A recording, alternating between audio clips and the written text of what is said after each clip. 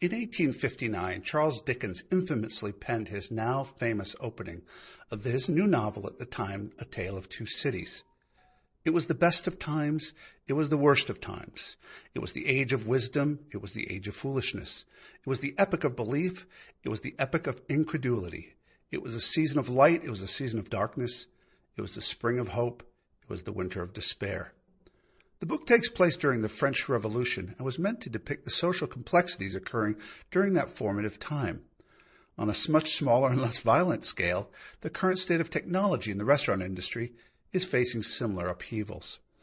On one side, we see the old established companies trying to hold on to the greatness of days past by not cooperating with emerging solutions, using scare tactics to create unrest in the marketplace, or in some cases literally buying out the competition in order to put them down. None of this behavior benefits the operator, and yet is what we are seeing acting out every day in the marketplace. On the other hand, we have the revolutionaries with bold ideas, brilliant vision, but empty bellies.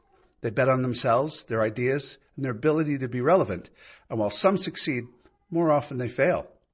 They're shut out of opportunity to share, to educate, and often to coexist with the establishment, and find that the highly prohibitive cost of pay-to-play makes them a casualty in the technology landscape.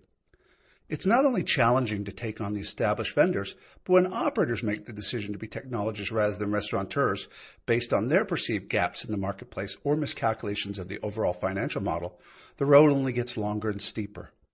We need to create, as an industry, a better on-ramp to promote innovation and reward disruption, especially during the economic times we are currently facing. Let's recognize, much like a rising tide raises all ships, a healthy, competitive, and imaginatively innovative restaurant technology industry will provide oxygen to all of those in need. This is the Constrata Minute.